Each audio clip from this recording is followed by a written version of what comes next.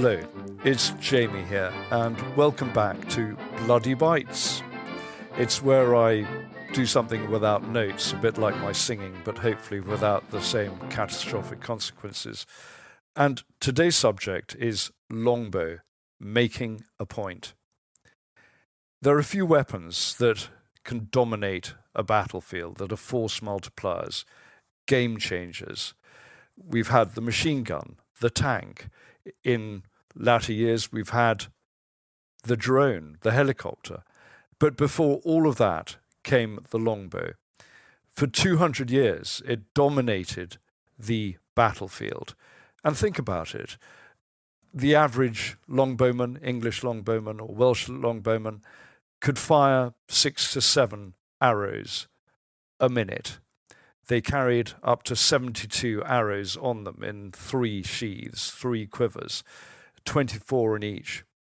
So at that rate, a group of longbowmen, a corps of longbowmen at the Battle of Crecy, for example, in 1346, 7,000 longbowmen, or at Agincourt in 1415, there were about 6,500 longbowmen there, could lay down fire of up to 50,000 arrows a minute. In 10 to 12 minutes, they could fire 500,000 arrows. You can see what a devastating effect that sort of firepower would have on any sort of enemy. So not only was it that game changer that I've talked about, it was also a symbol of England. It really came about at the same time as the 100 Years' War. It embedded itself in the consciousness and psyche of England, defined itself as the symbol of England in our battles with mainly France. You see as late as 1472, with the Statute of Westminster, how important longbows were, because for every ton of imported goods into this country, Old English ton that is, the ships coming in had to bring 4 yew staves. That's how rare yews were at the time, and that's how important they were to the British feats of arms on the continent of Europe. So whether it was as a force multiplier or as a symbol of England and of nationhood and of self-identity, the longbow was the key. And behind all of that was this evolution. So what I want to talk about to start with is really the origins of the longbow. Because if you look back at the Battle of Hastings, 1066, the Anglo-Saxons didn't have bows. They fought with axes, with swords, with partisan spears, but they didn't have the bow. The people who had the bow were the Normans, and they used horse archers in the same way that later on in the 12th century, Saladin, for example, used Kurdish horse archers and Persian horse archers against the Crusader armies heading for the Holy Land. So it was the Normans who brought it in, even though hunting bows, of course, have been around for a very long time, both in Britain and on the continent of Europe. There's a body that was found 3,300 BC was the date that it died, and that was carrying a bow found in the Italian Alps. So they've been around. But as a weapon of war, that was more recent. And the longbow certainly evolved from the short bow or the regular bow, from Wales is where it's thought they came from. But they weren't the 6 foot, 6.5 foot longbow that was used with such military effect later on. The bow, as I said, evolved. During the reign of Henry III in 1252, you got the Assize of Arms. You got Henry III of England saying anyone who owned land worth £2 or more had to be proficient, had to train with a longbow. This was then carried on by Edward I in 1300, Edward Longshanks, of course, the conqueror of Wales, who said, right, on Sundays, it is the longbow that has to be practiced. You forget other games, forget other sports. This is something that is important for England, for the people of England, and for the reign of my kingdom. The longbow is the key. So that was 1300.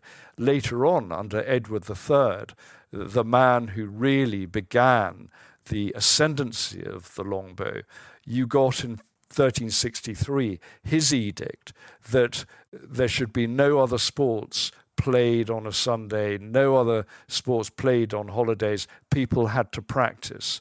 He made it mandatory to practice with the longbow. Any male between the age of 16 and 60, this was key. And he wanted the most proficient longbowmen in his armies. And this is something that continued way after the longbow actually lost its efficacy. Even Henry VIII, with his Unlawful Games Act, decided that there were many games that he wouldn't allow, but it was the longbow he was still pushing, even though gunpowder was really coming to the fore. So all the way through English history, that period, the 13th, 14th century, and the 200 years in which the longbow dominated, the yew bow was the spine of England, the spine of its armies, the spine of its national self-identity. So you got the longbow being created, you got the laws that came in, and the practice that came in with it, the need to train, because it took about 10 years or more to become totally proficient with the longbow. Through skeletons that have been found, you can see that longbowmen, archers, became almost deformed. Their bodies developed in a particular way. They had incredibly strong left arms. Their shoulders were huge. They got what were called osteophytes, spurs or growths on the bone, on their left wrist, on their left shoulder, on their draw fingers, on their right hand. They became very different individuals, and they were hugely prized for their ability with a bow. This is what allowed English kings to conquer, English kings to defend the realm. It was the longbow. Just as basically pikes became so important, halberds became important in the hands of those Swiss pikemen in the 15th century, so the longbow dominated for the centuries before that. But it's the battles that really define what the longbow is about and its impact, the effect that it had on history and on British campaigns abroad. I mentioned Edward III because it's really the Battle of Crecy that set the seal on the dominance of the longbow. This was August 1346, and Edward III took an army of about 12,000 to France. He took Caen, and as usual, he was pursued by a much larger French army. You had 25,000 men against him. And it set the sort of tone of these plucky little English armies against much greater odds, much larger French armies. So what Edward did, he had his archers put in their stakes, he dug pits, and he waited for the enemy to advance. And what the French did with King Philip was send forward their Genoese crossbowmen. And the trouble with the crossbows is they took longer to reload. They couldn't do the 6 to 7 rounds a minute, if you like, that the longbow could achieve. And they didn't have the range. You had to aim at the enemy and fire, whereas the longbow had a range of up to 300 meters. You could fire it in the air or direct at the enemy. It could penetrate plate armor at 220 meters. So it was an incredibly powerful weapon. And against mass charges of cavalry and knights, it was devastating. So these Genoese archers came forward from the French. They were essentially mercenaries, and they had cover, they had shields, but the longbow, with its bodkin head, its very sharp head, managed to penetrate those shields and decimate the Genoese bowmen. Then the French cavalry charged. The Genoese bowmen couldn't get out of the way, so they were crushed beneath the charge. The French cavalry were hit massively by the 7,000 Welsh bowmen, who were mostly prevalent at the time, fell in the pits and were there finished off there. And they reckon that about 16 charges were made by the French cavalry, each wave hitting the one in front as it tried to retreat. The command and control was not good, but that set the scene. You then got the Battle of Poitiers, and that was led by the Black Prince, Edward's son. That was a devastating blow to the French as well. This was 1356. It was September Day, and the French again charged, and the Black Prince had placed his archers in thickets and copses in front of the advance. The French weren't fully up to strength. It started as an army of 25,000, but the number of men who actually reached the front, because some were left behind, was only about 12,000. The Black Prince had 6,000 men. Most of these were actually archers. They managed to completely decimate the French cavalry. Edward then sent his cavalry around to outflank the French and managed to capture the King of France. And King John of France was then ransomed later on in 1360 for 3 million crowns, which was way beyond the French national income, the crown's income. So it shows the success of the English archers and how they again dominated warfare at that time. You then move on to 1415, St. Crispin's Day, October the 25th, and Agincourt. And this was King Henry V. And it's an astonishing battle, an astonishing triumph, feat of arms, because again, it was a tiny English army.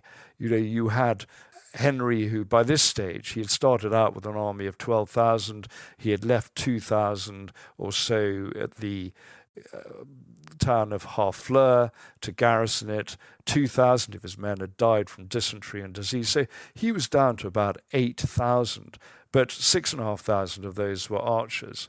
And they provoked the French by firing arrows.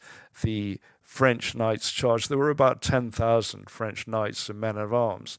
And of those French knights, 6,000 of them were killed because of this incredible barrage. It was possible within 10 to 12 minutes for 6,500 archers to lay down 500,000 arrows. And these were the arrows available to them, and then there were supplies coming from the rear, from the baggage trains. So it was extraordinary weight of fire that came down on the French, and they were massacred.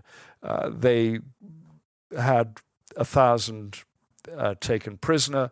So there were other prisoners. There was a great scandal, really, over, and it's still talked of to this day, because Henry ordered the killing of prisoners because he thought the French would regroup as he made his way across the Somme to try to get to the coast.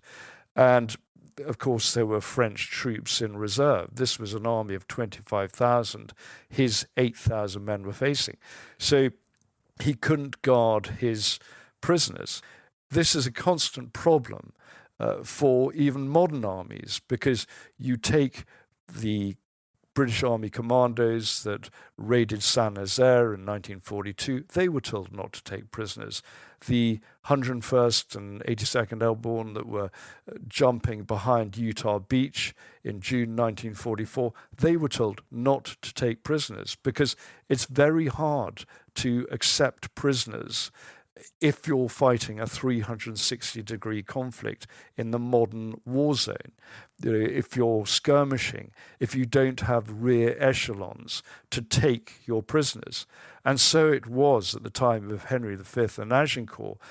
He couldn't spare the men to guard prisoners. And even though this was seen as dishonourable, killing the prisoners by his own English knights, It was something that became an imperative because he simply couldn't guard them. Now, this is very different to the legal and moral issues of taking prisoners and then murdering them. If you have an SS officer in charge, and it's quite possible to hand them back to the rear, and that doesn't happen. So this is a conundrum that has existed in warfare for centuries, but it was certainly a problem that confronted Henry V at Agincourt. But as we can see in those 3 battles, it became evident that it was the longbow that triumphed, the longbow that dominated. And French knights, French feats of arms, the charging with knights, with lances, was basically a war tactic, a battle tactic that wasn't going to succeed against the longbow. And this is why the longbow imprinted itself on the national psyche and on history throughout the 14th, 15th centuries. But of course, by the 15th century, what was happening? Gunpowder was beginning to come in. And you can see by the middle of the 15th century, at the Battle of Castillon, for example, the idea that cannons were going to take over. Here was an English army that was beaten and pushed back, and its archers were ineffective because it came up against French cannon. So this was the change, even though Henry VIII, as I said, in the 16th century, clung so desperately to the idea that the longbow could still succeed on the battlefield. And so it slowly died out. In the same way that it has slowly evolved, so it basically crumbled and faded into history. Even in 1644, at the Battle of Tippermuir in Scotland, you saw a few longbows being taken out of retirement and used again. But by that stage, it was far too late, and they were never going to swing a battle in the favour of those who used it. So that's really a summary of the longbow and its history and the impact that it made. For a postscript, what I'd like to talk about is really the bow today, because there are hunting bows and there are crossbows, and perhaps it's the crossbow that has survived better than the conventional bow or even the short bow in terms of combat. In 1565, for example, in the Great Siege of Malta, you saw crossbows coming out of retirement, even though it was the age of the arquebus. You saw the Grand Master of the Knights of St. John, Jean Parisot de la Valette, ordering crossbows to be used. It was raining. The Turks thought they had the advantage when they attacked the forts of the Knights of St. John, but then they were hit by quarrels of crossbow fire, and hundreds of Turks were killed, so it was still effective. Back in the 1990s, during the Yugoslav civil war, you had Serb special forces employing the crossbow against the Croats, and many Croatian troops fled because they were hit by crossbow bolts fired by Serb special forces. So if you want silent killing, if you want stealth, if you want to spread psychological terror throughout the enemy camp, you'll find that the bow, whether it's a recurve bow, a short bow, or the crossbow, still has a place in more specialist tactics in modern warfare. So that is the brief history of the longbow. So it goes. My name is Tom Assheton. His name is James Jackson. Please subscribe, it's free, to our podcast on the app you use and to our mailing list via our website. This is very important as it boosts our rankings in the podcast charts. Thank you and good luck.